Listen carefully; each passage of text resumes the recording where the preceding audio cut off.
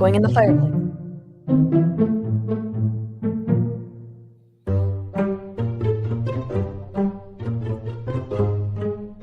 The reject.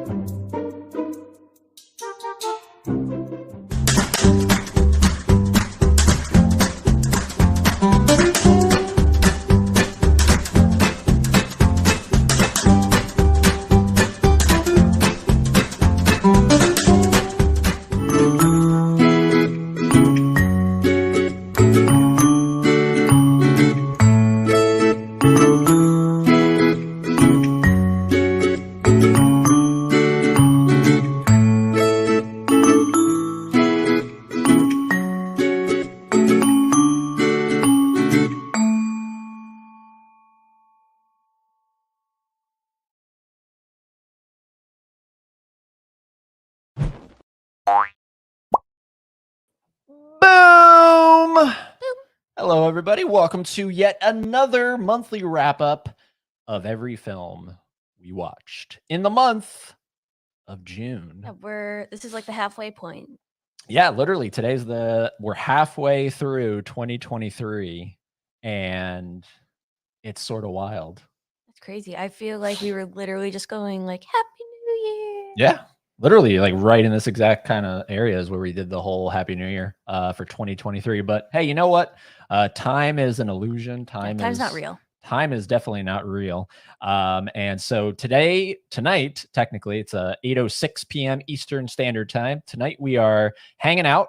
We're going to be talking movies. We're going to be sharing our passion for the cinema. Also, some television is going to creep in here, but if it's on Letterboxd, it counts. So that's how I view it. Make sure we got the letterbox pulled up here, by the way. What is it? Letter. How come it's not like saved in your typing thing right here? There, it's right there. Where is it? At the bottom. Okay. It's at the bottom. And then we're going to go here and we're going to type in Eddie Green. And boom, there I am. All right. So we got the diary pulled up. Beautiful.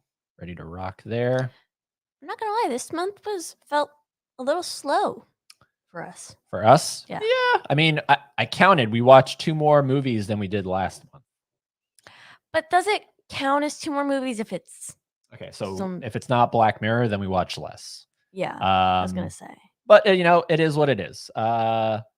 It doesn't really matter. I'm not trying to do like a movie a day kind of approach. I think that's sort of nuts and absurd. I'm not gonna lie. That was sort of how I was looking at it. Yeah, it's sort of like that doesn't make sense to me. we have lives. So we Do try, huh? I said, do we? Yeah, we do. So we try our best to watch as many movies as possible. Last month we didn't go to the movie theater at all. We were vacant from the movie theater. Really? Yeah. Oh, But this month we did go see one movie in the theater, and I'm honoring that tonight. Batman oh, I'm Returns. I'm not. No, you're I didn't get the but memo. I had a Batman shirt I could have worn. well, you didn't think about it, so clearly it Okay, wasn't in your head. whatever. So yeah, but before we get into that, we have to do some tidying up here. Apparently, everybody just wants me to do 7 push-ups, and you know what? That's fine. I don't want to do 50, bitches. I don't want to do 50. So the record to beat was 40. We did not do that. You all let us down. Wow, oh my God. I'm trying Way to to make be them feel bad. blunt. I'm trying to make them feel bad. You're making me feel bad. Like, should I donate? Yeah, go ahead, donate. But it's okay. We'll do 7 push-ups tomorrow, and then we're gonna figure out a new approach. We're gonna figure out something for Haley to do because this will be 2 months of me doing something for the super chats. Me laughing at it. Now you have to do something. So we're gonna figure No. out what that is. Maybe that'll draw some more donations in. Got to keep these streams floating, and you have to pay the Xfinity bill. So that's what's going on there. Plus, we got Halloween Horror Nights coming up. We just bought our Yeah. tickets. That put us in debt. So yeah, we're struggling here. He's not. He's being We're facetious. struggling. So that's what's going on here. And without further ado, we're going to get right into it. And then we're going to get into those comments. We're going to let those build up a little bit. We have a small audience tonight, which is fine. There's some other streams going on. It's okay. It's okay. We get it. We're not your favorite. It's okay. It's okay. We get it. What down the road, you'll look back and go, man, why didn't we tune into fans of something?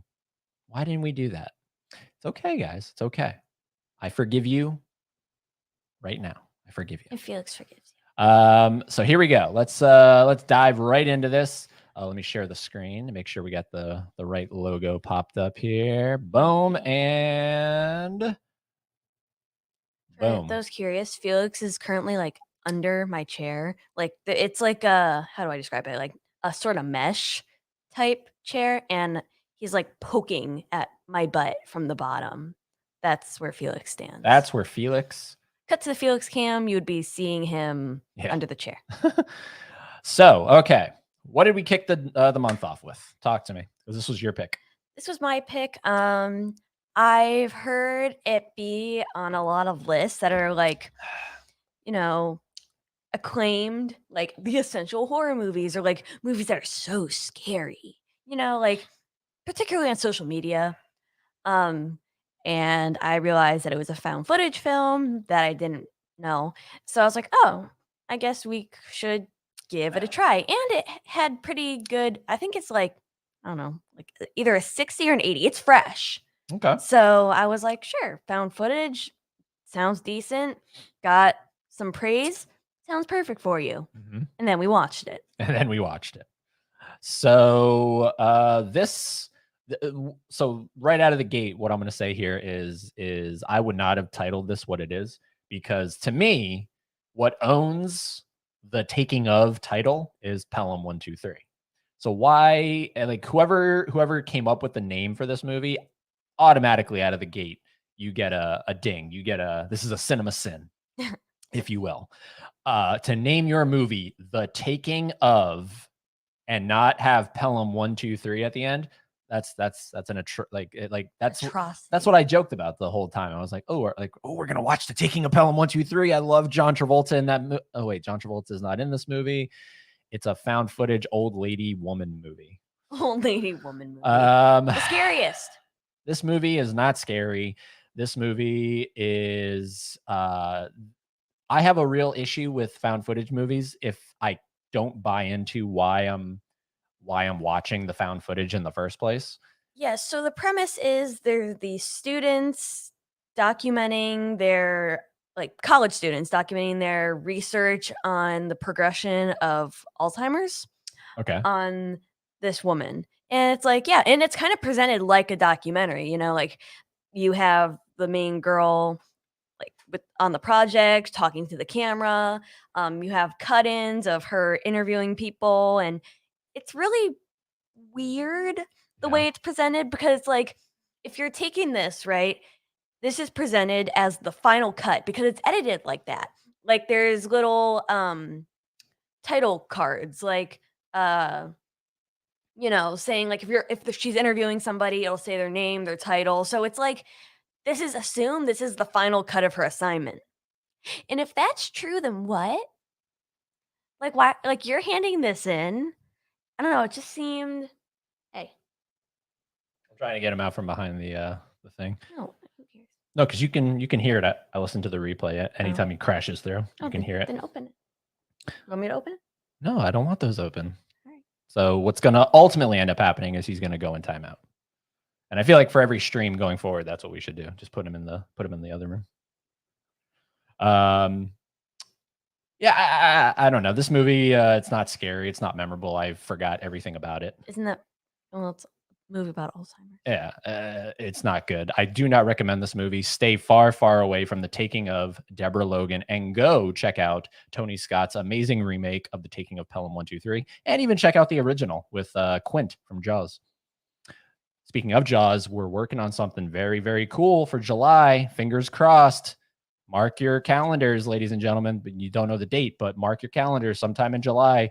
Something Circle cool with Jaws. Just circle the entire month of July and all I'm put saying. fans of something. Jaws.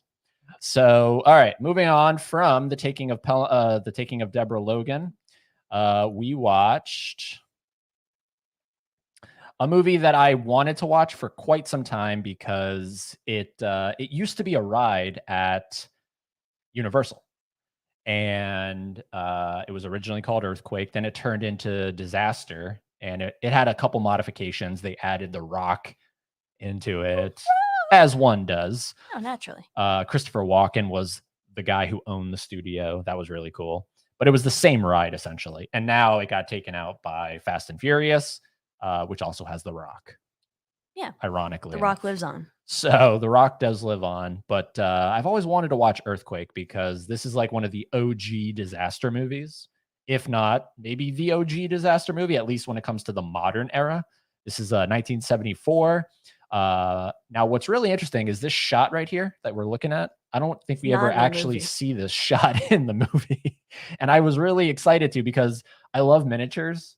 Yeah. And you can tell that's a miniature, right. But it also just looks like a big aerial view of a highway. Maybe it was like for a split second. Maybe it wasn't like for a split, but it wasn't like a lingering kind of thing. Ultimately, I like this movie because of the disaster sequences, especially the ending.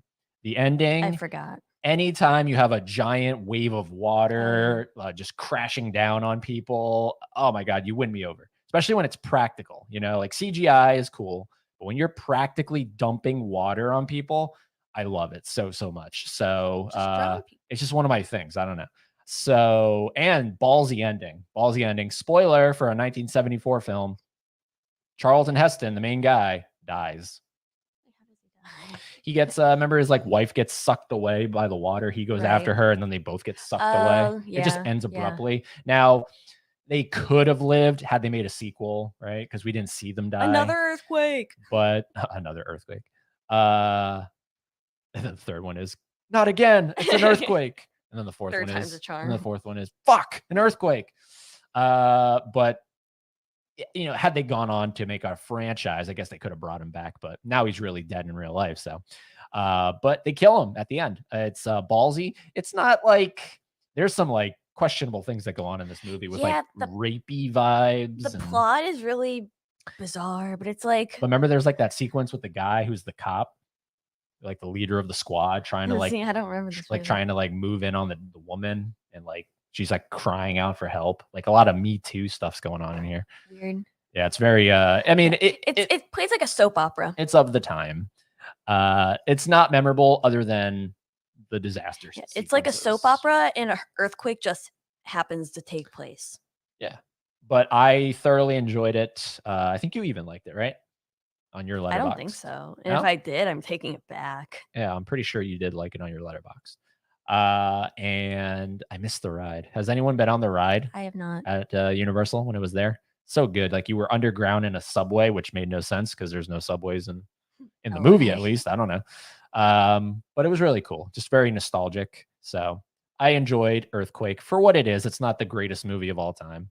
But moving on from that, we had the greatest movie of all time. to get ready because in case you didn't check it out, we had this guy right here, Mark. Greg Sestero. He was on the channel. John? Was his name John? Johnny. Yeah, John. Yeah. John. And he was our last evening with. So please, by all means, go check that out after the show ends here. John. Harvey. Well, Wiseau. Tommy is Harvey. Yeah. Right. Greg is John. Yeah, right. I couldn't. Right. Moving on. So, and we also had a guest appearance from Kristen Stephenson Pino, who's also in this movie as well, on the evening with Greg Sestero. But this movie I enjoyed it, for what it is. I don't think I ended up liking it on Letterboxd, but Oh, see, I did. see, that's just because it's not it's not. It's a really movie. not a movie. It's so not a movie. It's just Greg and Tommy, back together, existing on the screen. Yeah, existing on the screen. It's such a non-movie. Which is what I find a lot of Greg's stuff is. Non-movies. Right? Best Friends, Volume 1 and 2, he wrote. Miracle Valley, he wrote and directed. That's not a movie. And I'm not saying that as like that's not a movie. I'm just saying it's surreal. They're surreal kind of, what is this? And I think Greg would be like, that's awesome.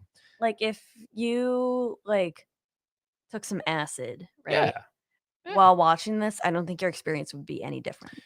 So, and I just backed his latest film, Forbidden Sky. And that reached its goal. So that's going to happen. So that's really exciting. Hopefully that one. Wonder who got the jacket. Hopefully that one feels the most like, if anyone did, I don't know. Hopefully that one feels the most like a movie, but I'm excited for it nonetheless. If you like The Room, you might enjoy Best Friends Volume 1. You might enjoy Volume 1. Now, of course, with Volume 1, they pulled a Kill Bill on this thing, and they made 2 volumes out of this thing. Volume 2 is even less of a movie. If the first one wasn't a movie, this is like... This is... Like, the thing is, like, I can't even explain the plot, because I don't think it would... Like, it would sound like I'd be lying. Well, because so much happens, that's why it's so hard to describe the plot. There's not a... Like, I don't think anybody would believe me unless they saw the movie. Because the first one, the Volume 1, is Greg's like a homeless drifter kind of guy, right? Just kind of a homeless guy, right? With a beard, who's begging for money. Yep. And this mortician, played by Tommy Wiseau, decides to take him in because he's nice. Right. But then because he doesn't want him standing there like Statue of Liberty. That's the first line of the movie. What are you gonna do? Just stand there like Statue of Liberty? He doesn't want him standing there like a Statue of Liberty. But then he doesn't like him, so then he actually sends him on. Well, hold on. No, Greg Sestero's character finds gold teeth. Right. But that's after he steals it. But that's after Tommy kicked him out, and then Greg shaved him. But do you see what I'm talking about? How we're like, oh, but that's after that, but then that's after, but it was before this. There's too much going on in this thing. That's what I think the problem is with these movies. They could have been trimmed down, cut. Like there's a lot of fat. All you have to know is mortician, homeless guy, teeth. Yeah, there's a lot of fat. I only recommend these movies. I only recommend these movies if you like The Room. If you don't like The Room, you are not going to like these movies. You're going to be very turned off by these movies. Like the reviews, if you see in like the bottom right, 3 fans. Yeah, it's very all over the place. Yeah. Like I get it's toward the middle, but it's, you could defend it either way. There's people liking it to make it funny, and then there's people disliking it because they just don't get it. Well, that's what's cool about this, right? On Letterboxd, at least on the desktop version, it tells you how many people have it in their 4 favorite films of all time. 3 people have this movie in their 4 favorite films of all time. What about Volume 2 or Volume 1? I mean, the thing is, I did not like Volume 2 because it has significantly less Tommy. 4 fans, yeah. Well, Tommy, spoiler, he's like a ghost or something. So, yeah, he's sort of an apparition. He's something all right. He's something all right. So, anyways, moving on from that, we talked about it in the evening with Greg Sestero. Go check that out. It's certainly something on your screen. Now, this one I watched and you did not. No, 'cause I didn't care. Because, ladies and gentlemen, you heard it here first. She does not care about Arnold. Like, I like him, don't get me wrong, just not I mean, enough look to at that sit there. smile. Look at that. Like, don't you just want to go up and like pinch his cheeks, stick a cigar in his mouth, say, "Come on, Grandpa. You want to go? You want to go for? You want to go for a little stroll?" It's like, I like him. Look at him. Look how happy he is in that fucking photo. Not enough to sit through 192 minutes of his life. Yeah, I gotta say. So this movie is broken up into documentary is broken up into 3 parts. It opens with his athletic career, The then bodybuilder. the bodybuilder, and then it moves into the best part, him as the actor, right? That's the best part. And then it gets into the politician stuff. And that's the stuff I don't care about. That's where I checked out. I kept it on the screen, but then I went about, making a pizza and doing all this stuff. You did make a pizza. So the if I had to rate it, my favorite to least favorite, it goes the actor second half, bodybuilding first half, politician last half. Although at the end, it's nice because they kind of sprinkle in, the affair that he had, Right. talking about how that puts stress on the family, and he talks about it, and that's really cool for him to open up like that, because ultimately this is sort of like, like if he were to die tomorrow, fingers crossed he doesn't. If he were to die tomorrow, this is like, the culmination of his life in a documentary. I will say he is an interesting guy. Oh, he's so interesting. Like the life, it says it right there, one man, and he's led 3 lifetimes, Right. if not more. But bodybuilder, actor, politician, back to acting.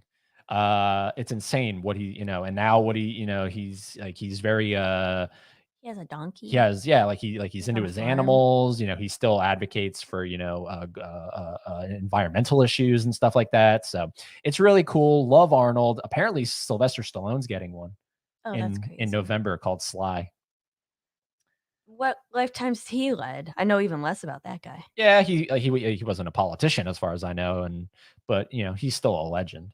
You Yeah. know, it's the tagline: "One man, one lifetime."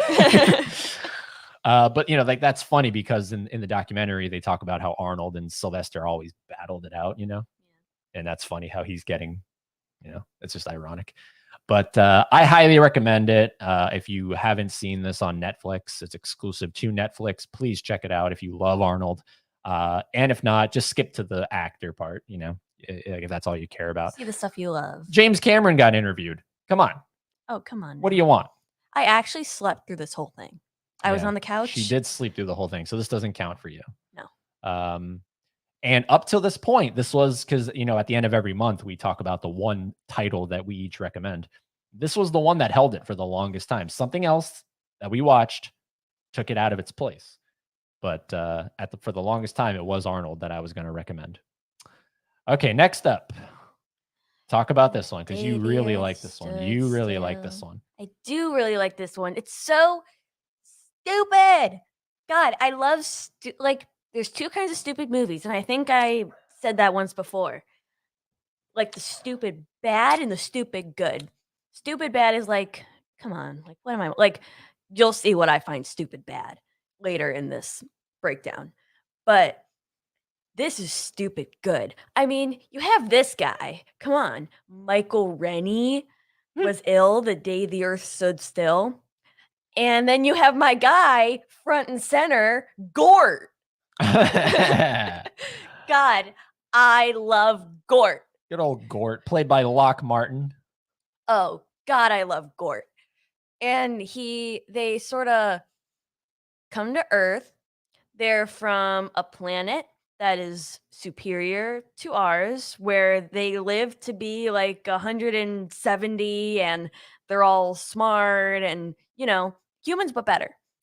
And I forget what exactly he was doing here. Like, I think maybe it was just to learn or observe. They're here because, they're like, it's okay if you want to battle each other on your stupid little measly planet, but now you're taking it into outer space. Oh, that's right, that's right, And that's we right. have a real problem with that. Right. No, you're right. You're right. Because this was during Cold War times. Yeah. Right. It's an allegory. Yes. And these people, my guy Michael and Gort, they are like a land of peace. Yeah. And That's ultimately the message, is like world peace. That's what it says, it And right on the poster. From out of space, a warning and an ultimatum. yeah, I'm just speaking off the top of my head.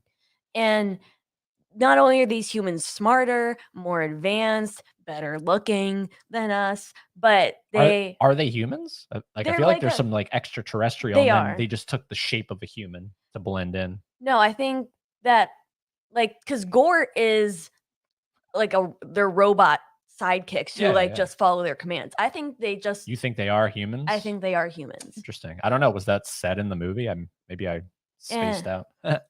something, but they don't speak or like English as like their native tongue. Like like one of the most infamous quotes, if you've seen that list, is when they're like Gort Ila Gubda or something. Yeah. And I don't even remember the quote. Mhm. And yeah, they're like, we become so advanced because we learn to stop hating each other. And I just think that's beautiful. Yeah. Like, literally, right in the middle of the Cold War, and you're putting a movie that says, stop killing each other. Yeah. You're killing each other. And beautiful message, beautiful Gort. Love it. Also, this poster is so misleading because it's like, who is that woman? And it I has see like, Gort, and there's like a monkey hand and there's like a on the monkey. earth or something. Yeah, like, what Did you even see that is this monkey hand right there? poster? It's a weird. Yeah. That doesn't happen. Like, But Gort definitely doesn't do that, well, and he does he carry does do the, that. and he carries the woman, and he shoots A stuff out of his laser. eye. Yeah. But, like, who is that I want to know woman? what the monkey hand is doing on Earth.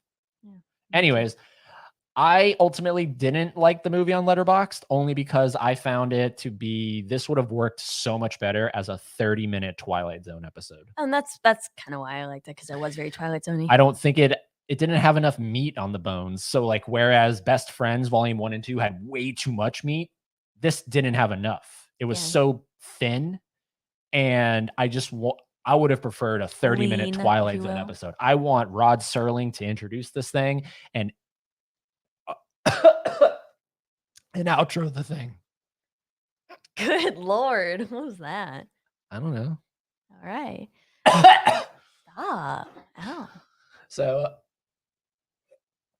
there we go. We're back. I want Rod Serling to do all the stuff on this one. So, But I loved it. she loved it. Like, I would get that background tattooed on my back. Ooh, but now this was also, wait, was this my recommendation or yours? I think it was yours because it was free on YouTube. Okay. Are you done? This was yours though. This was mine. This was yours. Because I initially, like, I presented the idea of us watching all of George Romero's Of the Dead series. Of the Dead. Yeah. And we did Night of the Living Dead. Yep. Like a while ago. Yep. And then we stopped. Well, continued because on. this one is so what's the word I'm looking for? Like, hard to find, but like there's a word for it. Elusive. Elusive. Yes, thank you. I was gonna say lucrative, and I'm like, that's not it. But so it was like, it's streaming nowhere. And Physical media. literally the only way you could watch it is on physical media. And I was like, that like just can't be. Like, why is every other movie so easy to find? Like on the streaming service. I mean, hell, Night of the Living Dead is public domain. And this one is like off the face of the earth. Mm-hmm. But then I ended up like, it was just on YouTube. Like, not like by YouTube. Just somebody uploaded the full movie in its entirety. And there you go. What? How is it not taken down? I don't know. Bottom line is, movie. Okay. None of that was your thoughts on the movie. So here are my thoughts on the movie. Well, I'm just saying, like, I guess it's with it being so hard to find, I wish I just let sleeping dogs lie. Well, I ultimately wish I didn't see this movie because I was not a fan of it. One of the biggest issues with this movie was, and what cut did we watch? The original, the US theatrical. We watched a cut that had a score by Dario Argento. Yeah, Dario Argento. Like him. Deep like Red, you know, all Suspiria, that stuff, right? Like those like Jallos or Jallo, whatever the hell they're called. He's Giacomo. scoring their score. I don't know if it's a guy or girl. They're scoring the movie. And it's oh my god, it's the most like why is the score this? Why is the score right? Like it does not fit a movie called Dawn of the Dead No, it's very at all. like circusy kind of. It's the weirdest score I've ever heard in a horror movie. Uh, and just on top of that, They're blue. well, the blue doesn't bother me. Blue bothered me. It's just, I don't know. It's just, it's always that does it hook me or not? And this does not hook me. That like Night of the Living Dead is great. I love Night of the Living Dead compared to Dawn of the Dead. Because I found myself caring about those Yeah. characters. And it's cool, you know, there's like that race element and Yeah. everything. It's great. It's good shit. This, and I don't know, like this is supposedly one of the greatest horror movies ever made. And I have no clue why. I am very curious to check out because I've only seen the opening of Zack Snyder's Dawn of the Dead. I really want to check out Dawn of the Dead from Zack Snyder because that's apparently one of the best remakes of all time. Yeah, because a lot of people would rate this over Night of the Living Dead. It has 2.2 thousand fans. Yeah, and a it's 4.0. And I don't know what I missed. Is it the nostalgia? Like, I don't know. Like something is very fishy at the fact that you can't find this streaming anywhere. And it could just be a licensing thing. I don't know. Like anywhere? And you would think I'd love it too because it takes place in a mall. That's why I wanted to watch it with you because I'm like, I'm oh my god, this is for it. loving mall movies. And it just didn't jive with me. The score was so weird. The mall itself was weird. Chat room, comment section if you're watching on the replay. Can you talk to me a little bit about the score? What am I missing on the score here? I don't understand it. What if we watched like a silent version? And I love the tagline, when there's no more room in hell, the dead will walk the earth. That's such a cool tagline. And I had seen this before some years ago and I had liked it. This was, I think, the biggest letdown of the month for me. Yeah. In terms of expectations. Yeah. And what I came away thinking of it. So high. And then I thought it was just not that great. I just thought it was like, what is everyone seeing that I'm not? It's one of those instances, right? It's where it's like, I guess I watched a different movie. I had to have. So yeah, so we watched Dawn of the Dead. That was your suggestion. My suggestion was this. All right, ladies and gentlemen, first, let me say here, I do not endorse Victor Salva, right? The convicted child predator, molester, whatever he is. I don't condone any of that stuff. Us watching the movie doesn't support any of that. We separate art from artist. I was watching it for Jeff Goldblum. We separate art from artist. Jeepers Creepers is one of my favorite horror movies of all time. And it's written and directed by Victor Salva. So I have to separate art from artist when it comes to this stuff. And I had always heard really cool things about this movie, like how it's sort of, it's sort of like Carrie, right? In a way, there's some Carrie elements to this thing. Yeah. Jeff Goldblum's in it, Mary Steinbergen, however you say her name, Lance Henriksen, right, from Terminator, Aliens is in this thing. So it's a stacked cast. It has 30 fans. That's crazy to me. And this I could see getting a modern day remake and it being really good. I can't quite put my finger on why I didn't like it. Like, I just didn't. Yeah, I mean, I enjoyed it for what it was. I'm never going to watch it ever again in my life. No. The end, spoiler alert from movie from 1995.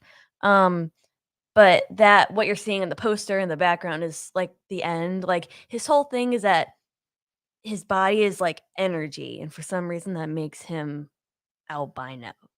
And energy equals albino. Cool, good. I got that. Okay, moving on. Like for me, I feel like it's very polarizing because you feel bad for my guy, the Powder, and the Powder. Like he's been sheltered, he gets bullied, and it's like, oh, poor guy. Horrible name for a movie. Powder. Oh my god, like it's sad, but then it's sort of you put this like the thing with Carrie is that she's like a normal girl, like looking like a normal girl. She looks like a dweeber, Yeah. but she just has these powers. He is somebody like people can really be albino in real life, and then you're putting like you're giving them these like weird powers, like almost trying to say that they're not human, which is like weird. But my point is he literally just runs through this field during lightning and then he disappears. And but like he dies and then vanishes off the face of the earth. Until the sequel. So it's very. What do people say about this movie? A guy at work said this was his favorite movie, and now I feel like I got to quit my job. There you go. There you go. There you go. That's the review for Powder. Yeah, and again, separate art from artist here. I know some people are like, "Oh my God, Victor Salva can't support this." I don't support him either. Well, I'm not gonna lie. There are some scenes in this movie that it's like, oh yeah, in all of his movies, there's in one way, shape, or form, there's always a weird tendency to have a male character do something sexual. Yeah, like I all forget the time. why, but like he's being bullied by like a group of kids in his school, and they in an all male school, all male, and they pull his pants down. No, and, he's literally naked, like butt naked. Yeah. And that's, I mean, look, we for know no reason than just point and laugh. Well, we know why. Victor Right. Salva. That's his demographic. Yeah. Demographic. So, you know, and unfortunately, Jeff Goldblum's not in the movie a whole ton. And he also is given some weird vibes around Powder, but he is too, yeah. But because during that scene, I was like, oh boy, like he's like holding him, like rubbing him, like his head. It's like, but he did the best he could with the. I could honestly see Jeff Goldblum going, hey, Victor, what's going on here? Yeah, I think it was meant to be like a fatherly type thing, but it was coming off as more weird. Why don't you have a seat right over there? Yeah. So anyways, Powder, it wasn't all it was cracked up to be to me. Now, this was your suggestion. And after this one, we're going to go into the chat room, see who's joining us here tonight. So thank you for anyone that's been chatting it up in the chat room. Haley wanted to watch the Aristocats. And we watched this on the 17th, which was when Felix turned 4 months old. There you go. I was like, you know what? It literally just makes sense. Like a no-brainer type movie. Because, you know, if I wanted to watch a cat-themed movie, what are my options? This or Cats? Cat in the Hat. Oh, that too. But like something new. Or Cats. This movie. And plus, I'd never seen it. It's like just a hole in my Disney movie viewing.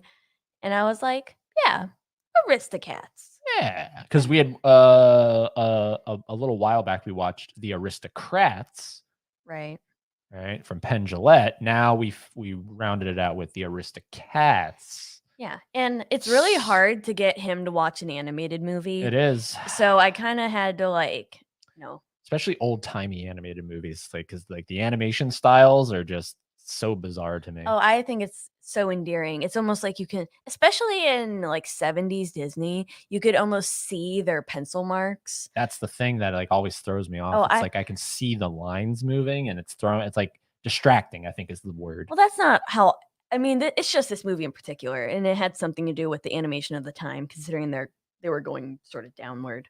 But so maybe the budget wasn't all too high. Who knows? But seeing the pencil strokes is almost like endearing because it makes it more human to me. It's like really like you can see all the lines and how fast that they're moving, like how many times they had to do that or whatever.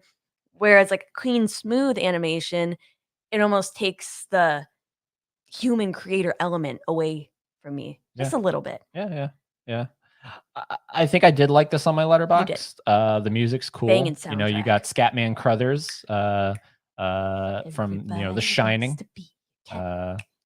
And he's singing "Everybody Wants to Be a Cat," and it's quick. That's the beauty of this movie. It's over in a flash. So see what I did there.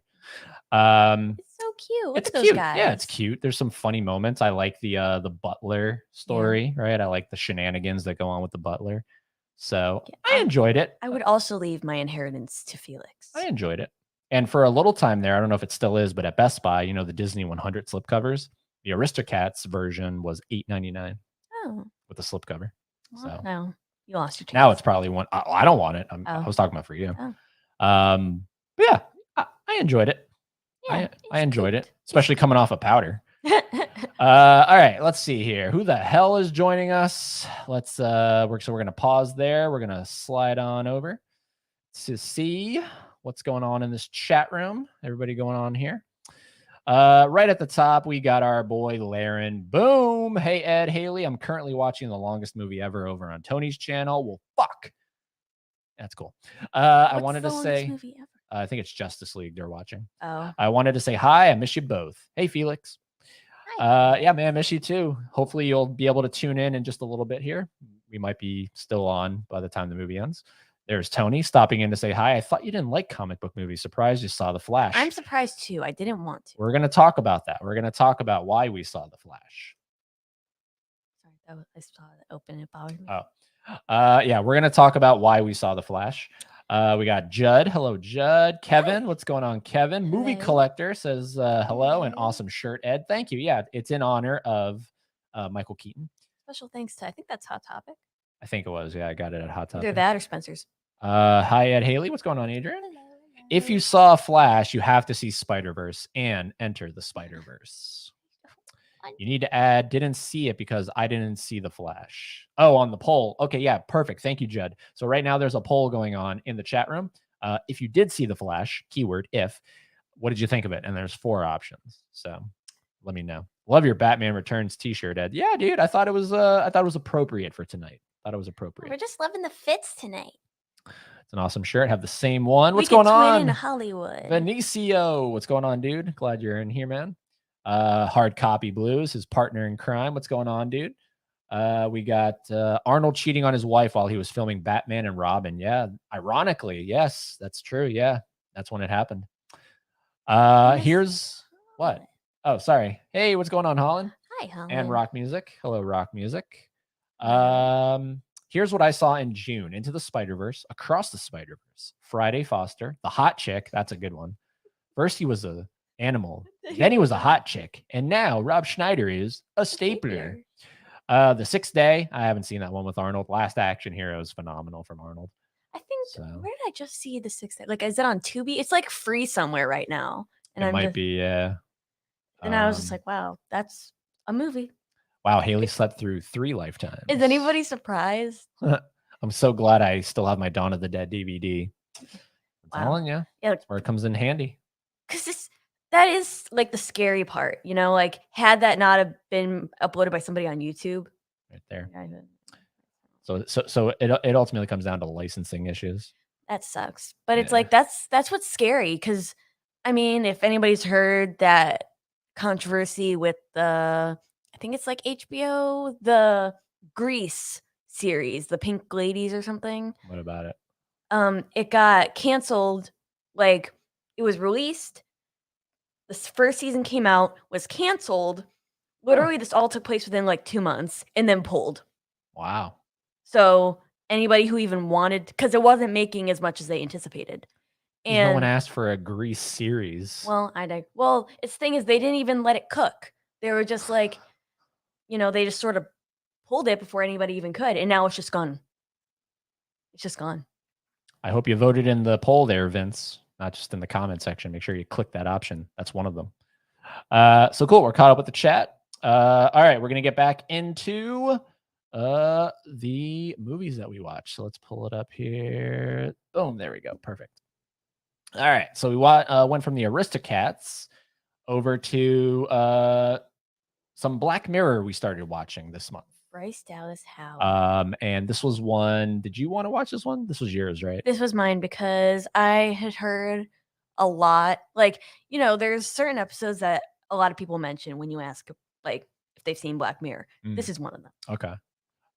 And this is about a woman that wants to boost the social media score, right? You know, because that's what life is basically in the future in this universe right here. Yeah, in their version of reality, life is centered around this social media app that's sort of like an Instagram, Facebook type deal, Pinterest. Yeah, you just rate everybody you interact with. You rate everybody. And I guess they have something like in their eye that's not even really mentioned, that like you can just see people and you see their score. Yep. So, like, the higher you are rated on a 5-star scale, the better of a person you are. And that's sort of like your class status. Like, the people who are 5s are, like, your influencers, your celebrities, like, your elitists, and then your 1 stars are, like, we don't even associate with you. So much so that, like, places will even discriminate based on your star status. Yeah, they Like, won't if let you you're in. They if won't get you a if you're ride. below 3.2 stars, you can't be in. Yep.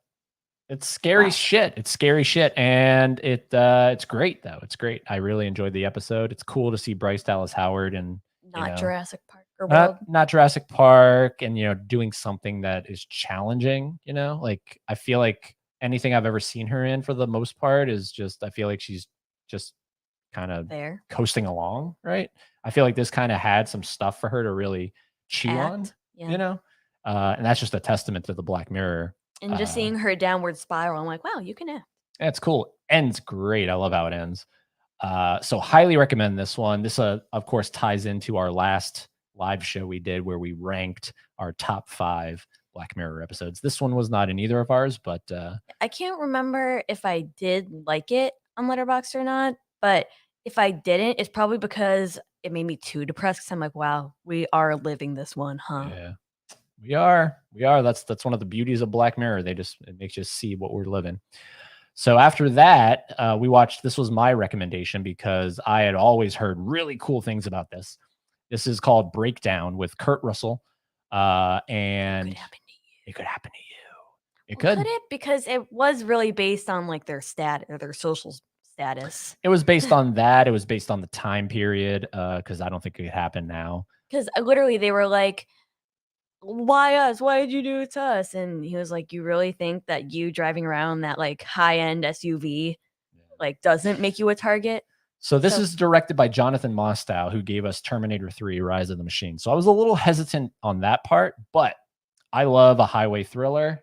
This is basically a modern version for the 90s at least of Duel.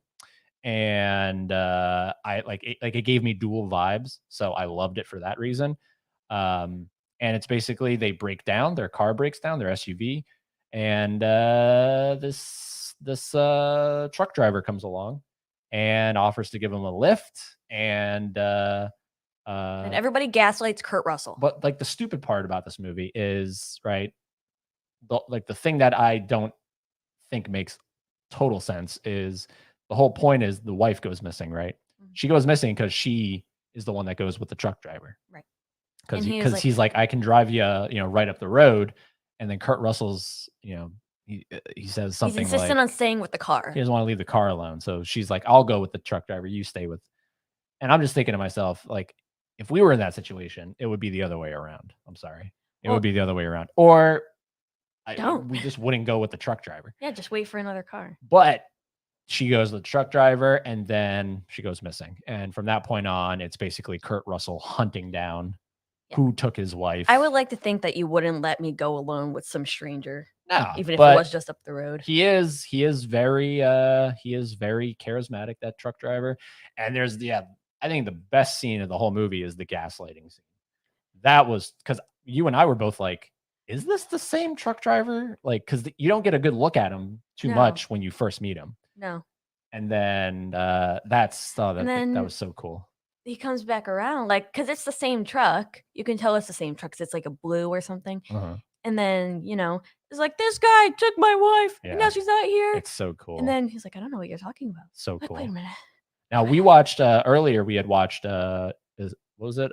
Big Trouble in Little China with Kurt Russell. I would take Breakdown any day of the week over Big Trouble in Little China. Sure. Any day of the week I would take it. And Sure. that's not a popular opinion, but Breakdown was great. I really enjoyed it. The ending's cool. What happens on the highway with Yeah, the the truck end. falling Yeah, on the that's kind of brutal. It is brutal. And so it redeemed Jonathan Mostow, in my opinion. So he's 1-1 right now. He has one lose with Terminator 3. He has one win with Breakdown. So I enjoyed it. I I I enjoyed just it. thought it was whatever. Yeah. I'm just not a fan of those kinds of things. After that, we watched yet again another Black Mirror episode. This one was Archangel. I'm so sorry. I think it's Nadia who said that. This is like in like, yeah, it's this one or Shut Up and Dance. Ah, yeah. Go back and forth. Directed by Jodie Foster. The Jodie Foster, Like yeah. actually Jodie Foster, not just somebody who has her namesake. Yep, she directed it. This had potential. It's cool, yeah, because it says after nearly losing her daughter, a mother invests in a new technology that allows her to keep track of her. It has potential. So that's really cool. I think it was too fast. Too fast? It's only Too furious? It's only like 52 minutes. I mean, that's kind of like that's long, but there's episodes that are longer. Like I feel like this would have done better if they kept the girl younger, longer.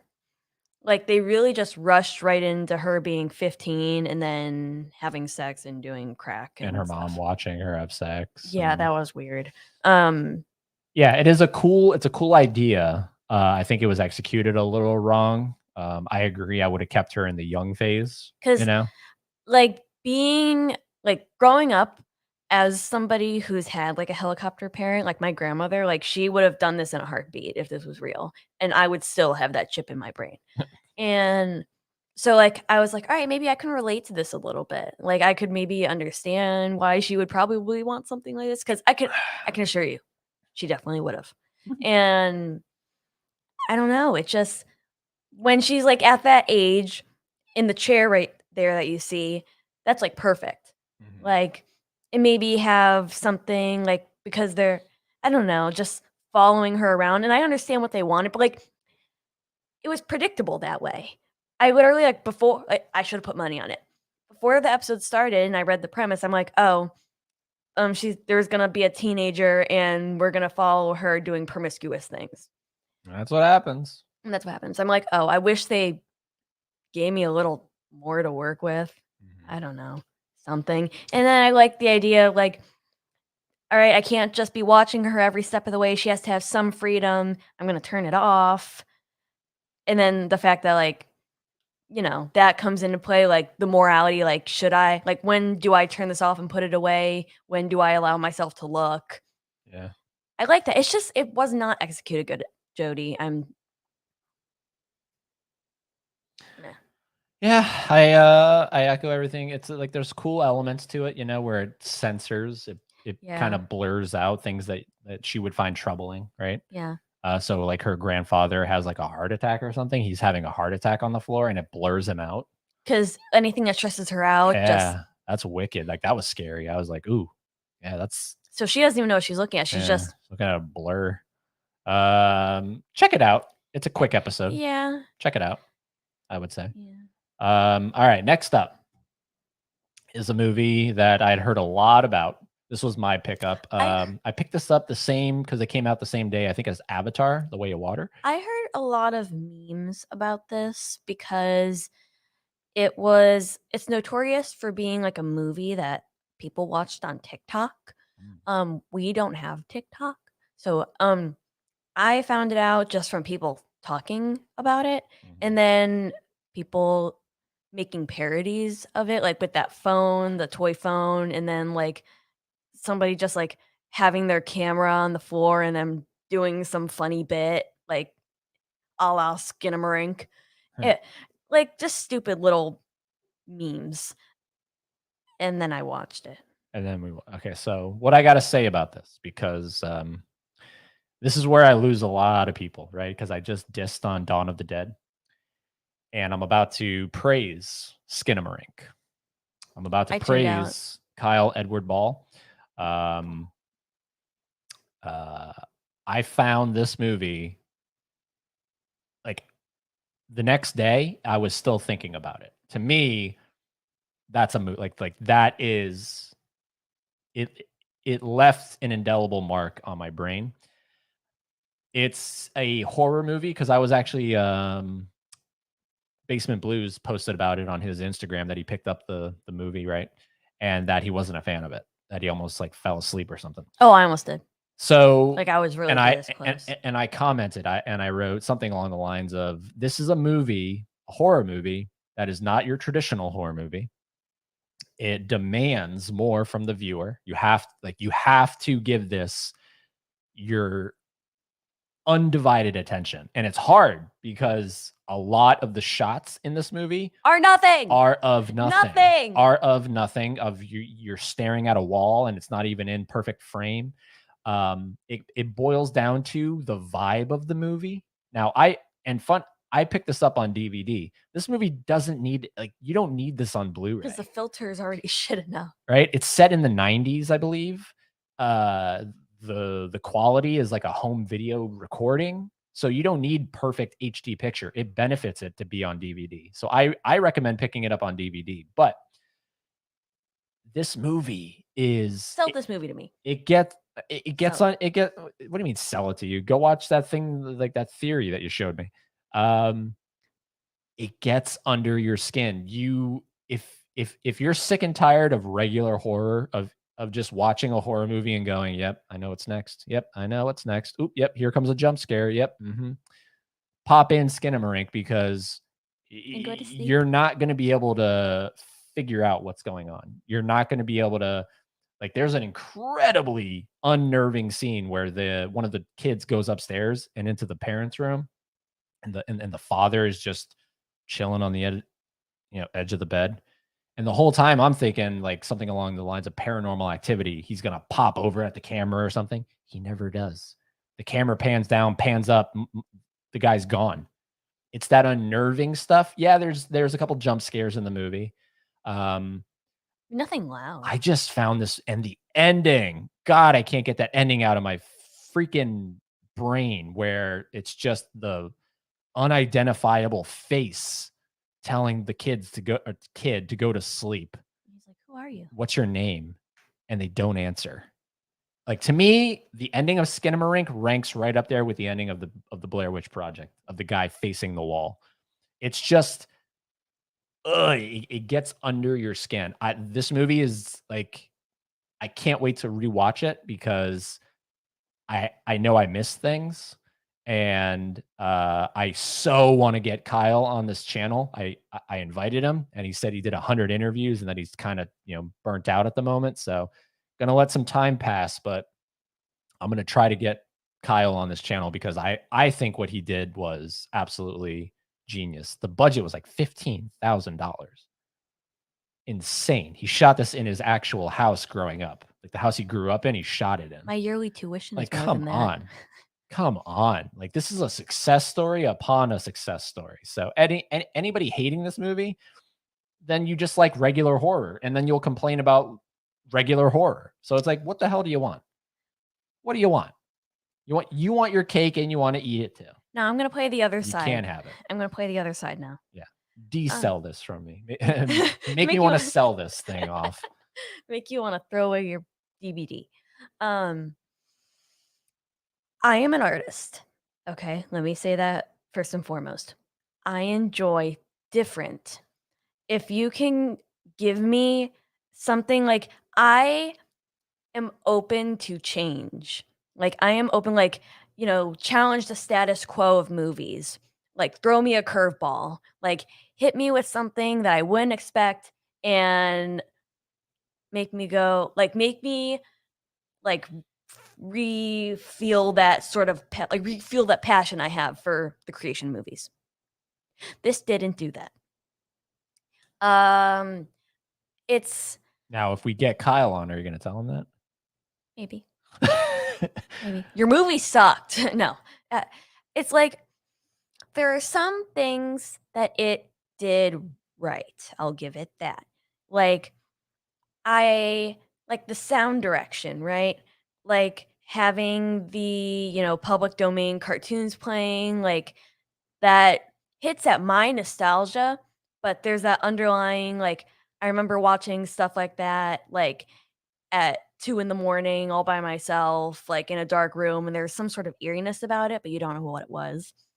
Um, like the feeling like that you're not alone, even though that you were.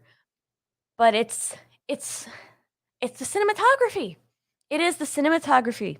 Like, I can take, like, you can give me a bare bone ass movie and give me like if you plop this down in front of me, like almost like an ARG, like those alternate reality games, like a la the back rooms, stuff like that. and like you can give me nothing and go figure it out, and I'll go, okay, that's awesome to me, because then you have people theorizing, you have people making up their own stories and their own interpretation, and nobody's right or wrong. That's what makes it fun, is people talking about it. But your source material has to be fun and intriguing. And if you're showing me literally nothing, like if you're literally showing me corner and floor and ceiling, it's like you said it's like a radio play. I'm like, all right, if it's like a radio play, then why is this a movie? Treat it almost like it's a radio play, where most movies, the visuals are of utmost importance. Skinamarink, the audio is of utmost importance. It's like if I can, like, that's where I'm like, that's not a movie to me. If I can look away from the screen and be able to still follow along, then I I think then that's a you win-win. no, then you're not a And the movie. cinematography, in my opinion, this is why I would love to talk to Kyle. In my opinion, the weird, unearthly camera angles, to me, it's representative because the main characters are children. So this is almost like if a kid was filming this movie. And I like that approach. I like it like it's almost from the point of view of a child. Like there's multiple moments in the movie where we're quite the camera is the child, right? So to me, that's why the camera is on the feet right here. Like a kid would drop the camera and just go about his day, and then we're still lingering, right? And it's just we're it's supposed to cut, but we're still here, right? And we're hearing all this, and It's like I can understand that, but and there's just the some fucking things toilet disappears. that They have to shit in buckets. yeah, that's weird. Yeah, because like there's things about it I like. Don't get me wrong. Like the idea of the doors and windows disappearing, the toilet's gone, and then the Barbies are on the ceiling. They are Um, shit out of luck. quite literally. And, right. And so like there's things that I like, but it could have been done so much better. Like keep the found footage of it.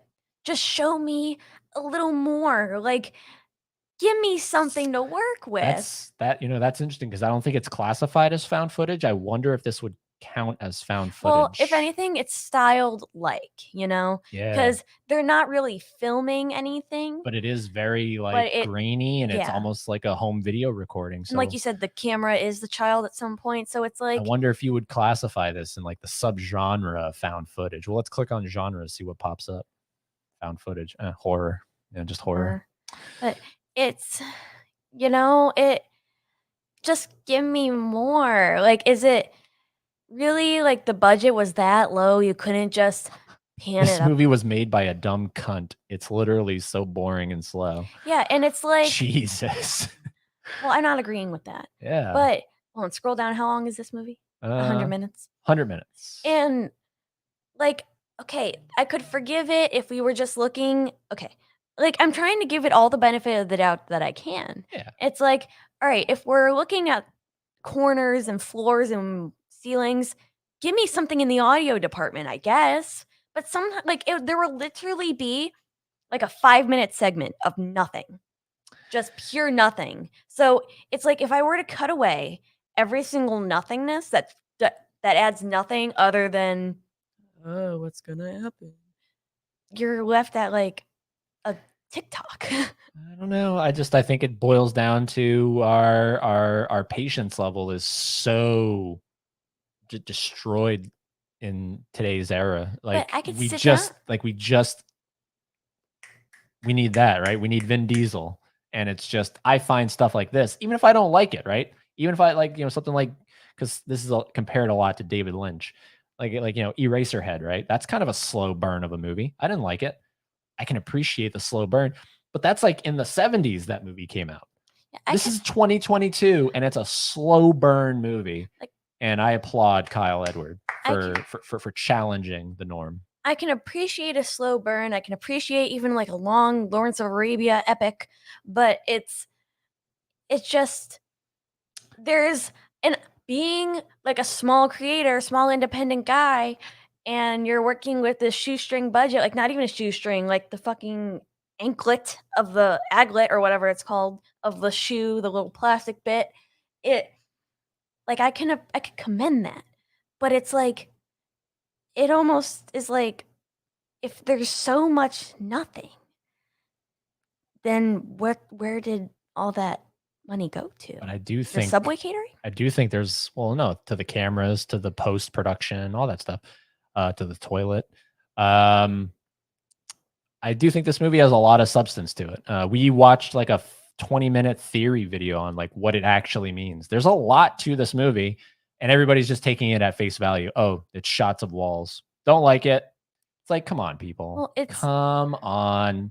We're so desensitized to long takes, and we're all TikToking and Snapchatting, and God, it's destroying people's attention spans, and it's annoying. And we're gonna move on because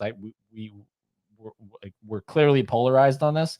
We're not gonna no. desell or sell each other. So chat room, comment section if you're on replay. What do you think of Skinamarink? That probably could have been the poll. I probably should have done that as the poll, but there's a bigger controversial movie. So these are two back-to-back controversial movies because, ladies and gentlemen, Well, I would say this and Powder. modern. Ladies and gentlemen, boys and girls, we went to the movie theater and we gave Ezra Miller $24 of our hard-earned money. Well, let me just say, we were at work and we were working together, right?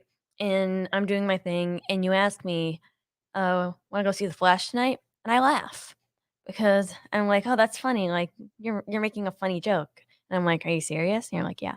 I'm Yeah, like, "What do you mean? Like what? No." because of this guy right here, because of this guy on my t-shirt. If Keaton wasn't in this movie, I wouldn't know. Like, I would have had zero interest in seeing it. It is quite literally because this was touted as Michael's return. Batman returns again. Yeah, that's what it should have been called. Right? That's what this was sold as. And so I was like, I want to get nuts. yeah, let's get nuts. So let's go see it. Right? Yeah, I didn't understand if there was continuity to this to other movies. I had I no don't clue what think the hell was so. going on. I had no clue what the hell was going on. There's two realizations I had with this movie. One, this is not canonically in my Michael Keaton universe. I don't even think it I is. don't. Period. I do. Um, it's supposed to be canonically in the Keaton Burton universe, right? Because why is he there? So to me, though, this is not. To me, Michael Keaton has still only played Batman twice. This is fan service fiction, all that shit. That's my first realization. The second one is Ezra Miller and Jimmy Fallon are indistinguishable. When I was watching this movie, I thought I was watching Jimmy Fallon in a red suit. He looks like they look like Jimmy Fallon. Ezra Miller. Right? Maybe they look like the Fallon. jaw. They look like Fallon. I don't know. Like maybe if like Jimmy had a wider jawline, because this God, Ezra Miller's jawline, like what is that? That can't be real. That's a jawline on top of another jawline. Literally, like why is their face shaped like a trapezoid? All right, but what did we think of this movie? This movie has 279 fans, as a 2.9. You fell asleep in the theater. Well, because once I realized what was going on, once the appeal of Keaton coming back, because I was awake for Keaton stuff. When Keaton wasn't on screen, I was like, I literally looked over and his eyes were closed. I don't care about these modern superheroes. I only went for Keaton. But it's the fact that, like, even if I hate the movie, I'm gonna stay awake for it in the theater because I paid money to see this when I could have just waited for it to come in streaming at home. So see, this is the opposite of Skinamarink. This is like fast editing. It's literally called The Flash. I mean, come on, dear Lord. It's a lot. It's a lot to take in. There's a lot of fan service in this movie. Yeah, I mean, good Lord. Nicolas fucking is Cage canon. is in it. George Clooney's in this thing. Poor Val Kilmer got the boot. Yeah, Nicolas Cage as Superman. If anybody remembers that was supposed to be a thing. Superman Lives. Yeah, that was not also supposed to be directed by Tim Burton. That's the funny part. I just don't care. Yeah, I'm never gonna watch this movie ever again. It's so convoluted and I'm so sick and tired of the multiverse stuff. Yeah, it's annoying. It's like it's annoying. All right, I get it. Also, I gotta say, it just kind of started. Do you remember that? Yeah. There was one preview, and then the movie just started, and I thought we were watching like a pre DC thing, like we were gonna watch like a little short film from DC. That's what I thought it was, and then I Like, was you know like, how Marvel has, like, that comic book opening where it, like, flashes yeah, all something like that, like a little Pixar short. I don't know. The movie just starts, and I'm like, oh, okay, we're into this. I guess or, like, he's ordering a Illumination, latte. I guess. like, how Illumination has the Minions coming on, like, doing Yeah, quirky something like stuff. that. I don't know. This movie wasn't all it was touted to be. Apparently, it's bombed at the box office. It's going to lose like That $200 million. This is from the same director as It Chapter 1 and 2. Did you know that? Yeah, I found that out later. Um, The fact that this movie was in, like, development hell for 10 years doesn't help it. Like, it was never supposed to be. I really don't even know why it is, and honestly, I could probably only like, my only sorta answer for that could be maybe they already sunk too much money into it, and they were like, "There ain't no way we're canceling it now." yeah, So we already canceled Batgirl with Keaton as well. So, right. to answer anyone's question, why did you go see The Flash? Keaton, because I adore Tim Burton's Batman and Batman Returns. Why did I go see The Flash? Because I Keaton. had to. And Keaton. And And Keaton. And Keaton. Don't lie. Don't lie. No, it was Keaton. cool that they brought his Batcave back and stuff. Yeah. So there you go, ladies and Well, gentlemen. no, I went because our theater had a Flash drink. Oh yeah, they Like, have like special alcohol drinks for movies. And yeah, one was The like Flash. I had the Mario one last time, and then this one they had a Flash drink. It was like a vodka infused cherry lemonade thing. And it came with Ezra's DNA. You actually I don't like ingested. I don't like the implications of that. Their DNA. I don't like the implications. Yeah, it's kind of weird. So, anyways, didn't care for it. So let us know in that poll. We're gonna be ending that poll soon. There's just a lot of hate going on right now. Yeah, it's a shame. Let me change that. Yeah, Labyrinth. Here we go. This was your opinion or your choice. I love this. You wanted to watch Labyrinth, directed by Jim Henson from the year 1986, which is the year of Aliens. I knew you were gonna say that. That's the only reason why I know when Aliens has come out, because that's all you reference in 1986. Shout out to Chris. This is like her favorite movie, or I thought one it was of ever. Avatar. One of. Oh, sorry. One of. Like, yeah, Chris. I mean, you're not watching this, but first of all, why? Second of all, Avatar or Labyrinth? Avatar or Labyrinth? I guess I have to ask her. You got to ask her what she would rather prefer. Yeah, I love Jim Henson with all my heart. And I love the Bowie. You love the bow. Love David Bowie. This movie starred David Bowie in his bulge, in his man tights. Yeah, he has a bulge. God, like you couldn't look away. I'll tell you. Yeah, that was crazy. Yeah, 7.7K fans of Labyrinth. That's crazy. I wonder what the most fans on Letterboxd is. I think you can actually find that out. Yeah. Like if you go to it, we'll look at it after. But I love and I told you my favorite part of this movie is the opening, right? So it's like this animated owl, right? And it's going through all the credits, and then it says directed by Jim Henson, and the owl is animated and it flies, it flies, and in the same like one continuous shot, it's so cool. It turns from an animated owl into a real owl, and that's my favorite part of this movie. So nothing to do with the movie. I didn't care for the movie. This is ultimately a Wizard of Oz update. It's like a modern Wizard of Oz, featuring Jim Henson's puppets. Yeah, and I think it boils down to the puppets. I think because you've showed me the Muppet movie. I don't care for that. I just don't care for puppets in movies, except for Team America: World Police. Yeah, I adore it, and it's like what I love about the Muppets, or even like Sesame Street for that matter, is that they don't treat the Muppets like they're anything but real. Yeah. And it's like when you have like these real people interacting with God knows what is that thing, and like a frog, like it's just another guy. Actually acting like it's just, like just another guy. This is normal. Yeah, that's what's hilarious to me. Can you stop that? Oh, sorry. Yeah, sorry. Put it down. Yes. I fidget. Yeah, I love like treating things like they're real. Also, tonight's choice beverage is pineapple juice. Anybody else a pineapple juice fan? Love pineapple juice. Sorry. I have a canker sore right now, so that would kill me. Would burn. Yes. The music, orchestrated by David Bowie. Written, composed, directed, starring. Yes. Everything. God, he is everything. What He is can't David everything. Bowie do? Oh, Jareth, the Goblin King. See, when I think of Bowie, I think of Tesla from The Prestige. You don't think of SpongeBob Atlantis SquarePantis? No, nope.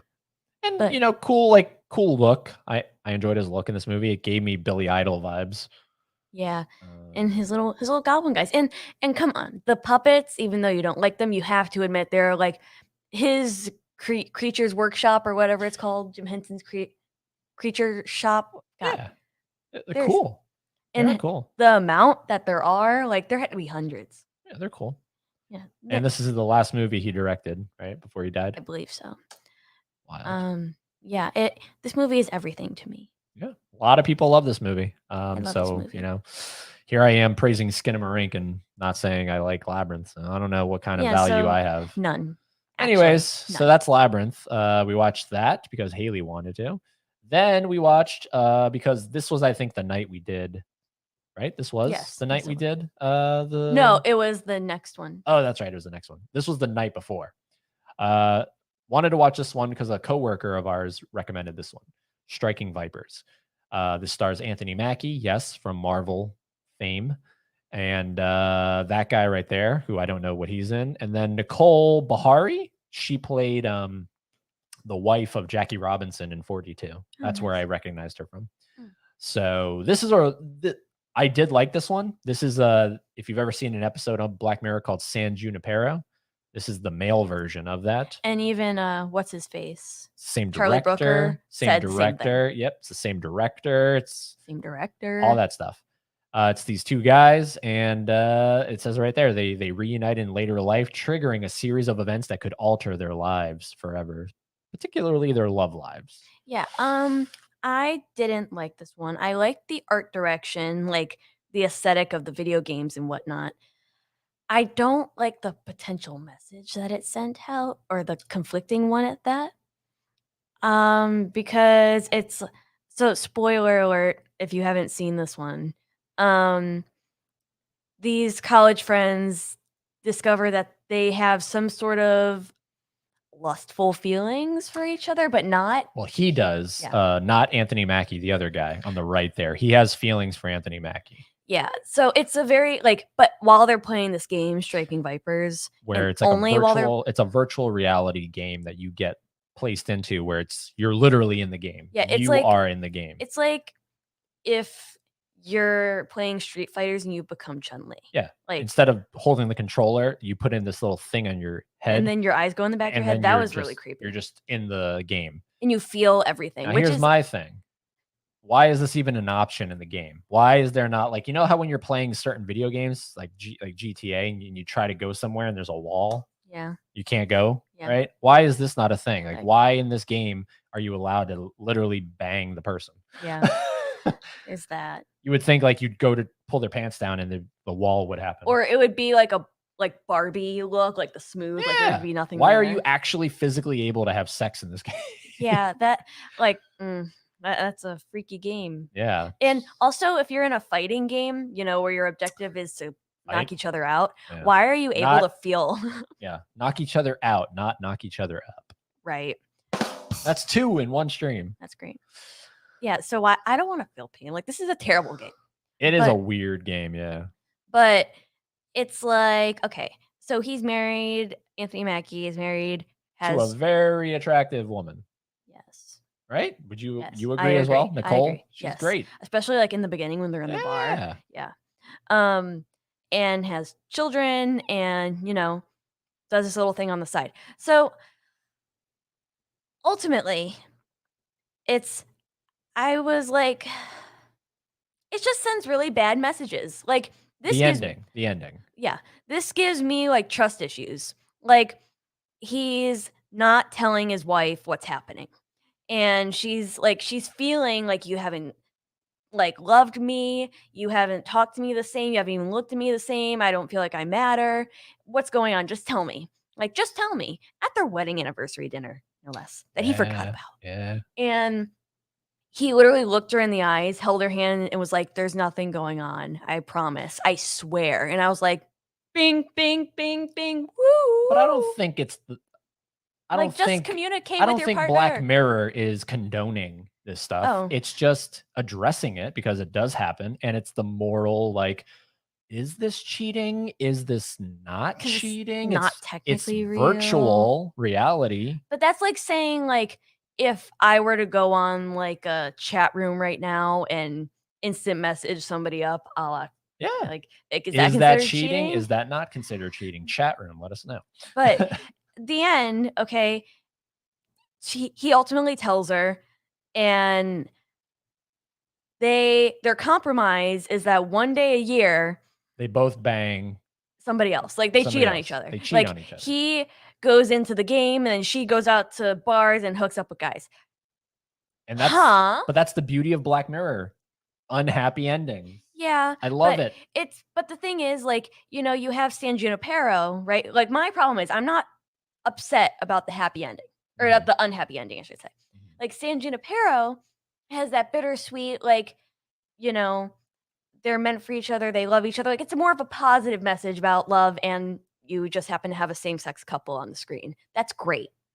But then you have this, and it's almost like, all right, if there's sort of like bisexual tones, like, it, and that's also like there's a lot of discourse that can be had about gender identity because, like, one of them in the game plays a guy and the other plays this girl in the game, like that poster.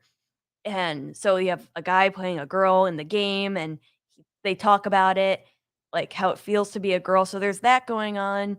But then, like, where like, me being a bisexual woman, and you're having the end of your bisexually toned episode being that these people are cheaters, which is the most common stereotype against us.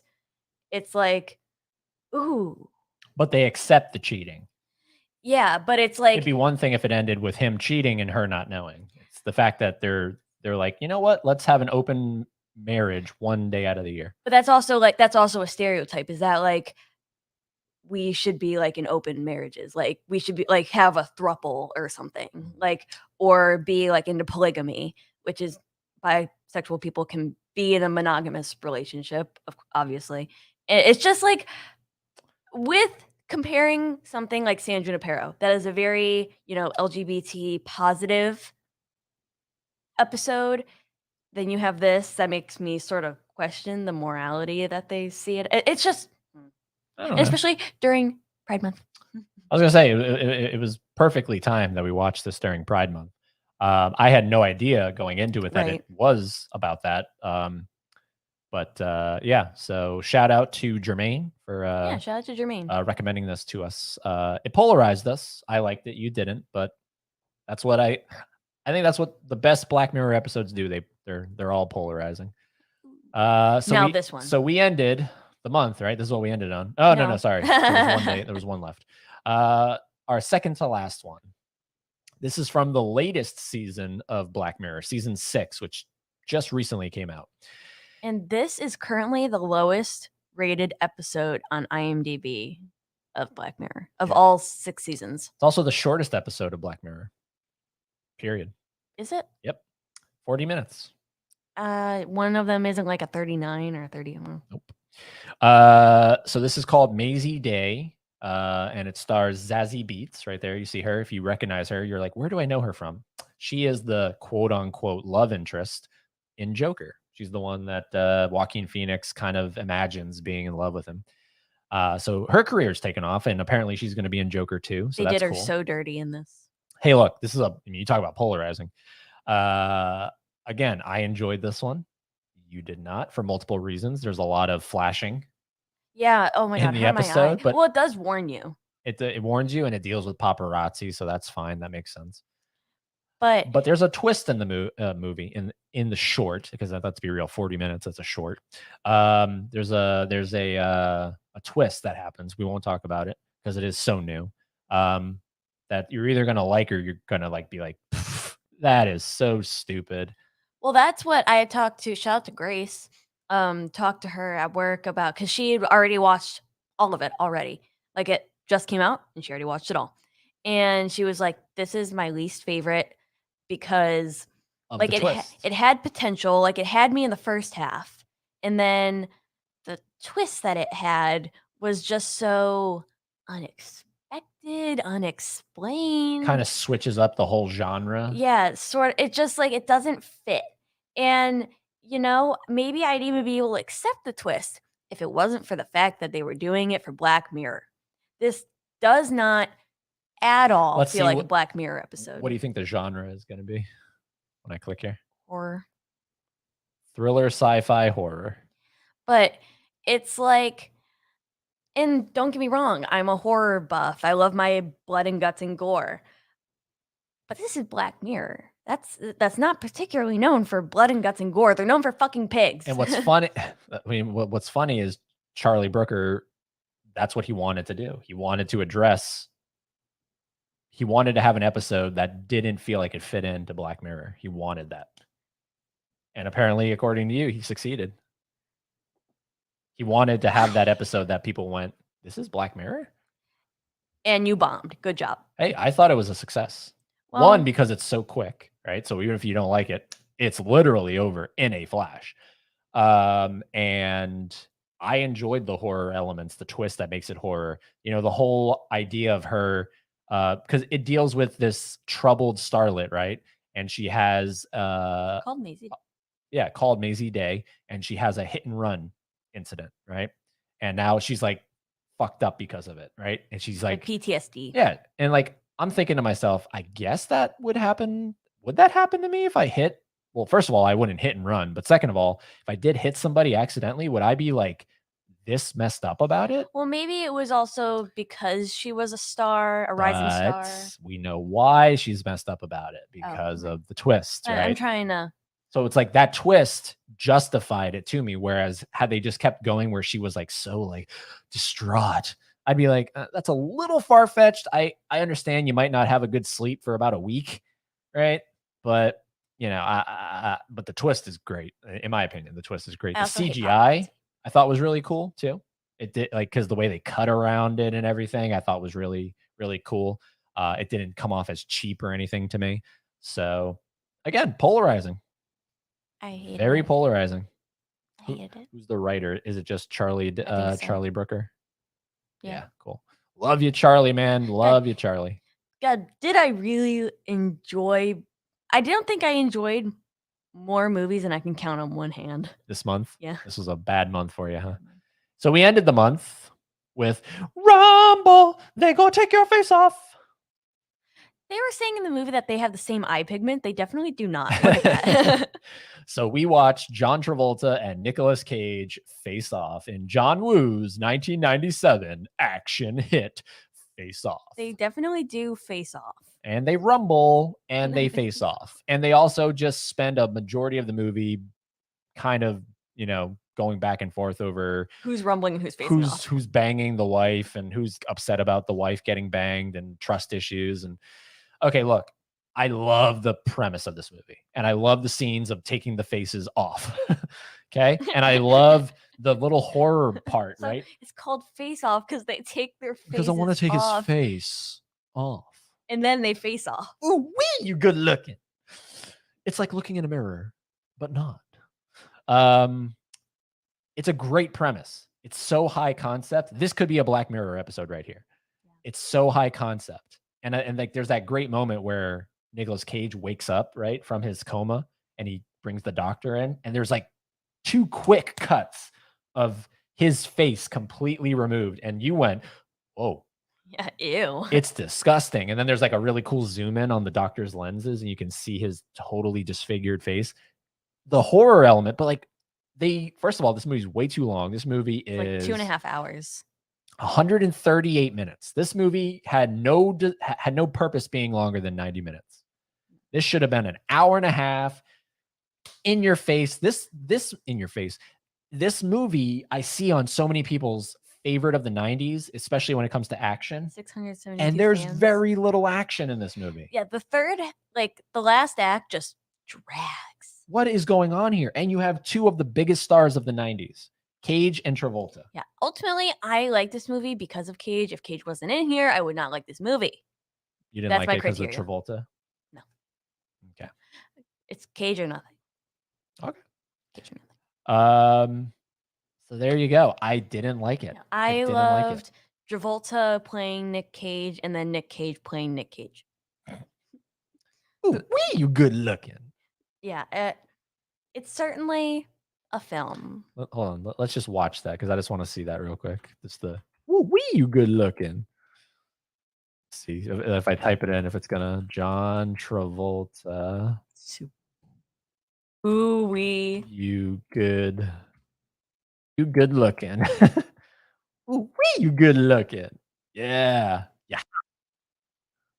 Oh, let's share this. Let's share And like this. the bootiest Let's quality share imaginable. this. Come on, we got to share this. Hold on, 1 second. 1 second. Oh wait, hold on. What do I do here? How do I fix this? How do I get it out here? Oh, stop sharing. There we go. There we go.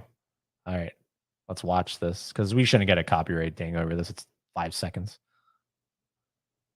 There we go. What? FIFA. Wee, you good looking.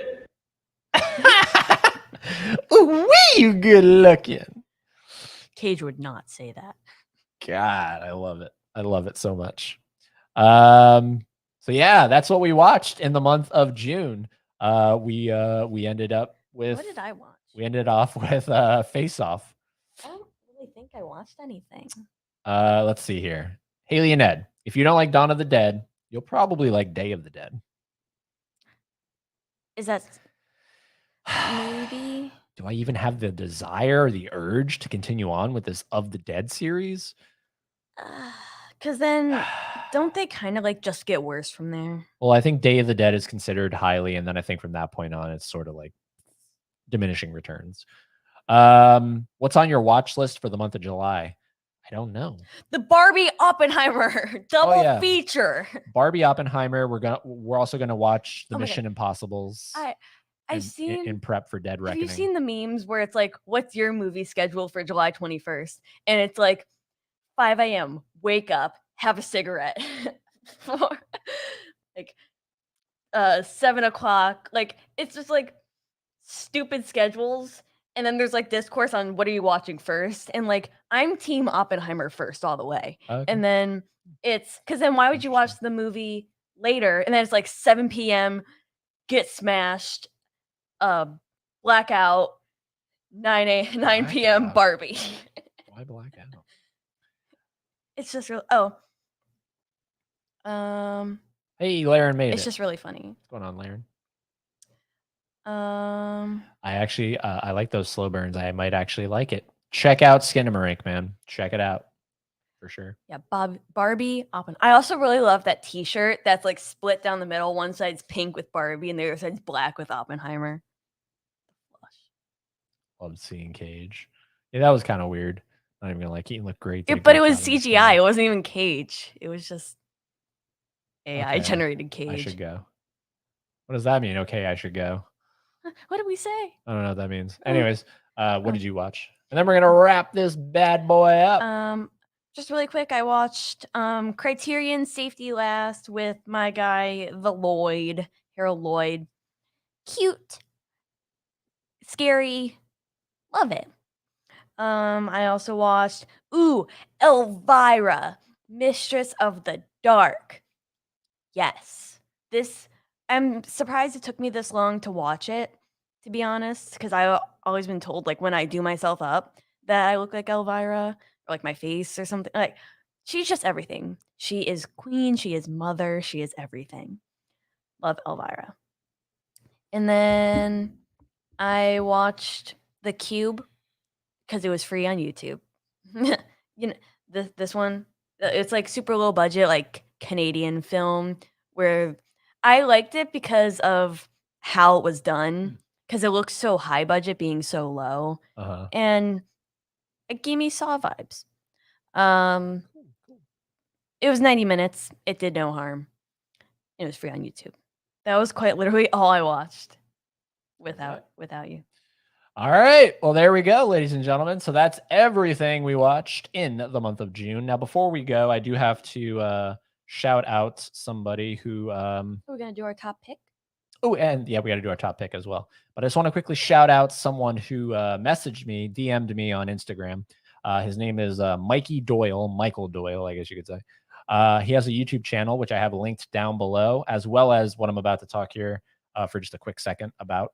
It's a short film he directed, filmed. I think he wrote and directed it. Gateway of the Sun. He sent me the link. He was like, dude, love your channel. If you have time, do you mind checking this out? So this morning I checked it out.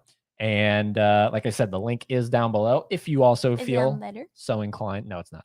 If you also feel so inclined to check it out as well, at least I don't think it is, right, Mike? It's not on Letterboxd. Just like a little short fan, not even a fan film because it's not an IP or anything. But and I'm gonna be real with you, man, because I don't bullshit, right? I don't. This whole stream is full of not bullshitting.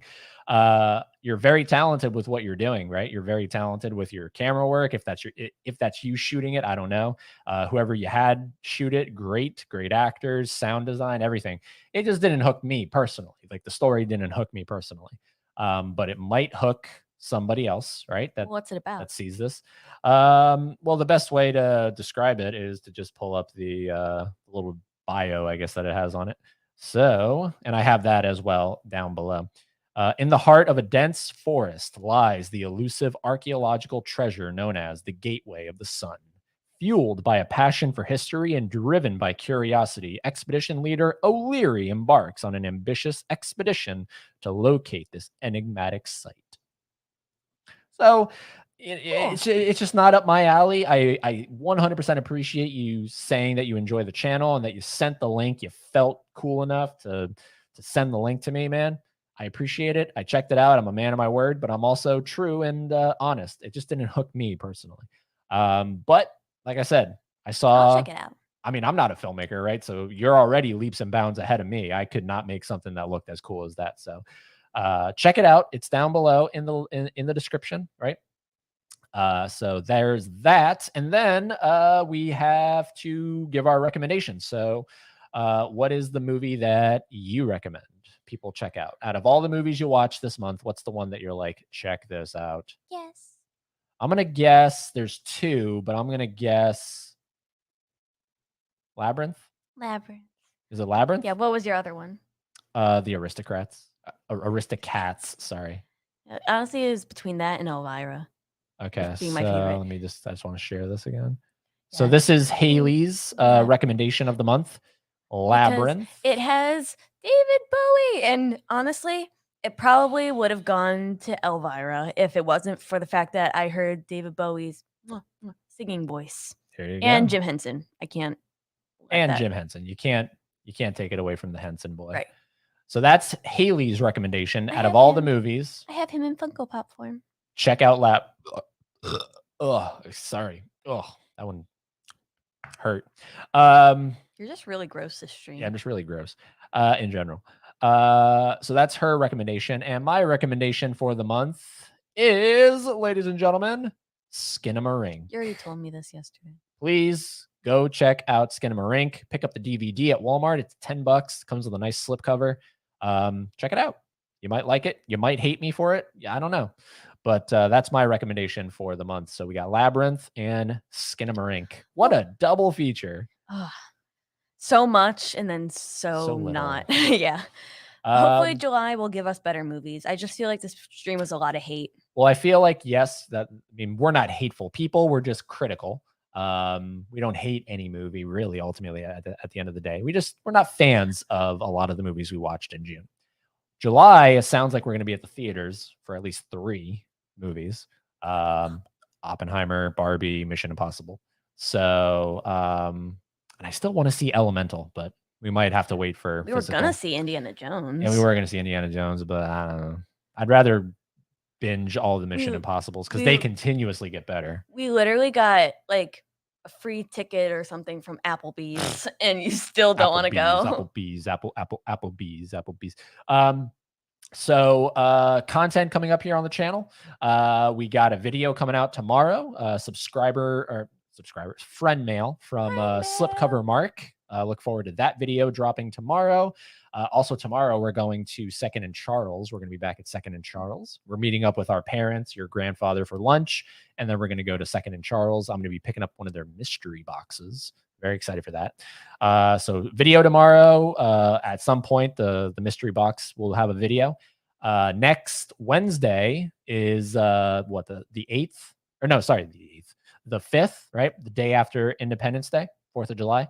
Next Wednesday, Dell on Movies is going to be Fans of Something Live number 24. So look forward to that. I'll have the thumbnail soon. And I'm looking at potentially the weekend, next weekend, some cool kind of, not a super duper mega live stream, but some different faces will be on for a very cool live stream. And again, like I said, July, hopefully, fingers crossed, something really cool related to Jaws. So that'll be really, really exciting. And I think that's everything I wanted to mention. And then, of course, other random videos. Oh, and the Road to Halloween Horror Nights. Yeah, We're which we kind of got like derailed on a little bit Yeah. just because I thought it was going to be every week they'd be announcing a new house, but I guess it's they not that schedule. decided So whenever a new house drops, that's when a new episode video. is going to drop. That's when we'll be on with Nadia and Kevin. So that's everything, everybody. Thanks for being here. And if you're on the replay, oh, let me end the poll. I always forget to end the polls. I Never end always the forget to end the polls. Let me not be that way. If anybody's wondering, And in the world of Felix, we have a perfectly good couch. He has his kitty perch. He has literally anything. And my guy is over here sleeping on a tub, like a giant sort of plastic tub of his Funko Pops. there you go. I don't know how to end the poll. It's apparently not available on my phone to end the poll. So, and I can't even see the poll on my, Oh. I can't even see the poll. So make like a little comment like in the description, like On or like the, in a comment, like on the video, like asterisk, asterisk. These were the results of the poll. But I can't Thanks. see the results of the poll. So I don't know. All right, doesn't exist. Anyways, but like, who cares? Like the whole point is, as you're watching, the poll's going, you're seeing the results, right? I have a feeling it's either like the results or the options were loved it, liked it, not a fan, crap. And I have a feeling it's gonna be between liked it and crap. That's what I have a feeling it's gonna be between. So anyways, yeah. Anyways, we're gonna get the heck out of here because we haven't had dinner. We're super hungry, so we gotta have some dinner. Thanks, everybody. We'll be back tomorrow with a video, and then our next live stream is gonna be on Wednesday, next Wednesday, with Dell on Movies. Also gonna be having that push-up video, so maybe 2 videos tomorrow. 2 videos because I have to do 7 push-ups, so that's gonna be very easy. Because last month I did 40, so 7 is nothing. But we'll be back with some more content. In the meantime, we'll talk to you soon, and keep being fans of Someday.